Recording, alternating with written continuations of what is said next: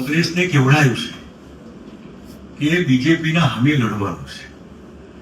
આપણે દાંતણ હોય તો ચપ્પુ હોય તો દાંતણ ચપ્પાથી કપાય, પણ બહુ મોટું થળિયું હોય તો ચપ્પાથી થળિયું ન કપાય, મોટો કોડો. એ બીજેપીના સામે તમારે ચપ્પુથી ન ચાલે. અને ઓવરનાઇટ નથી હોતું, તમારે આજે મથવું પડે.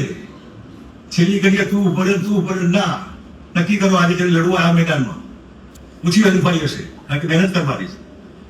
એટલે એ મેં રાહુલ ગાંધીને કેવડાયું છે કે તમારે જો બીજેપીને કાઢવામાં રસ હોય તો મને હું જે પ્રમાણે ડિઝાઇન કરું પાર્ટીની એ તમારી તૈયારી હોય મને કહેજો. મારે કંઈ જોઈતું નથી, મારે કોઈ ટિકિટ નથી લેવી, મારે કોઈ મુખ્યમંત્રી કોણ થાય તમારે જેને કરવું કરજો બધું, પણ એમને એમ ન થાય. બ્રાન્ડેડ માણસો સમાજમાં જેની આબરૂ હોય એ જે બાજુ હોય એ કોઈ પણ સમાજ હોય એ બાજુ લોકો જતા હોય.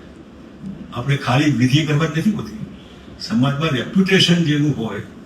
જૂના જે ખેડા જિલ્લો તમને ખબર છે, પટેલો બધા જૂના ખાદીવાળા, કોંગ્રેસ વાળા, બધા આબરૂવાળા. વારેજામાં અમારે જે બધા હતા વિષ્ણુ કશી ને બધા સુખી માણસો, રેપ્યુટેશન સારું. એટલે એ જેની સારી આબરૂ પ્રતિષ્ઠા પરિવારની એ કેમ લોકો જાય? ગલ્લી થઈ પડ્યા હોય એ કેમ કોઈ ન જાય? બાવળિયા નીચે પડેલા હોય અને ક્યાં સમજતા હોય તો એનું કોઈ ન માને. આ પટેલ હોય તો પણ લોકો એનું માને કે આ સાચું કે છે.